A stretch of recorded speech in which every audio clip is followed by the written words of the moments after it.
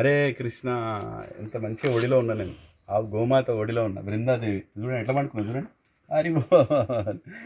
ఆ, సో ఇది అదృష్టం. కానీ ఒక విషయం చెప్దాం అనుకుంటున్నా ఏంటంటే, మన భగవంతుడు మన చుట్టుపక్కల ఉన్నప్పుడు మనం భగవంతుని గుర్తించాలి. గుర్తించినప్పుడు దాని తర్వాత మన జీవితంలో మనం మార్పులు తెచ్చుకోవాలి.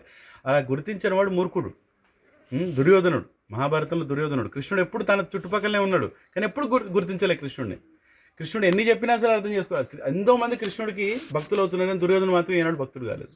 మీకు సంఘటన చెప్తాను. మహాభారత యుద్ధం జరిగేటప్పుడు ఓ రోజు దుర్యోధనుడు భీష్ముడి దగ్గర పోయిండు. పోయి, నువ్వు నా సైడ్ లేవు, నువ్వు పాండవులను చంపుతలేవు, అసలు నువ్వు ఇంకా పాండవులను ప్రేమిస్తున్నావు, నువ్వు కౌరవుల తరపున నువ్వు యుద్ధం చేస్తున్నావు, కానీ నీకు పాండవులను చంపే ఉద్దేశం లేదన్నాడు.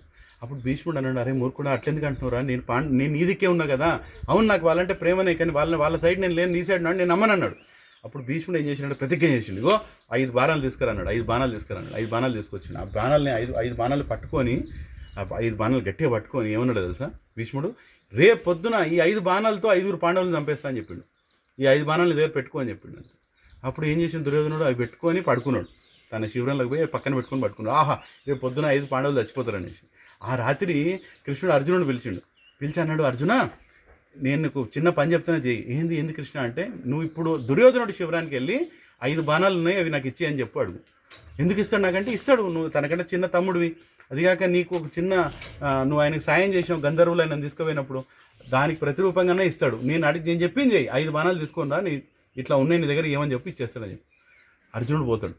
కృష్ణుడు మాట చెప్పినట్టుని అర్జునుడు పోతాడు. పోయి అక్కడ పోయిన తర్వాత శిబిరం పోగానే దుర్యోధనుడు చూస్తాడు, ఇంత రాత్రి వచ్చినాయింది అర్జున అని షాక్ అవుతాడు. అడుగుతాడు, ఎందుకు వచ్చినావు అంటే, నాకు 5 బాణాలు కావాలి, నీ దగ్గర ఉన్నాయి కదా, 5 బాణాలు ఇవ్వమంటాడు.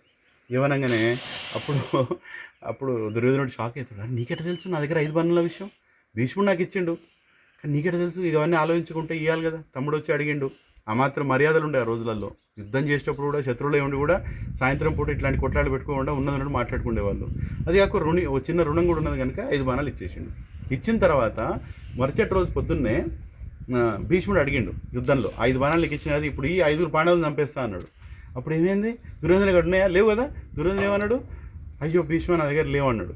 ఇక్కడ పోయినాయి, కృష్ణుడు అర్జునుడు పంపించిండు, రాత్రి అర్జునుడు వచ్చి 5 బాణాలు వచ్చి తీసుకొని పోయాడు అంటాడు. అనగానే అప్పుడు భీష్ముడు అంటాడు, మూర్ఖుడా, నీకు ఇప్పుడు కనబడతలేదా భగవంతుడు కృష్ణుడు ఎవరు, నేను నీకు 5 బాణాలు ఇచ్చిన విషయం అర్జునుడికి ఎలా తెలుస్తుంది, కృష్ణుడు పంపించిండు, కృష్ణుడు మొత్తం తన సర్వంతరాయామి, ఆయనకు అన్నీ తెలుసు.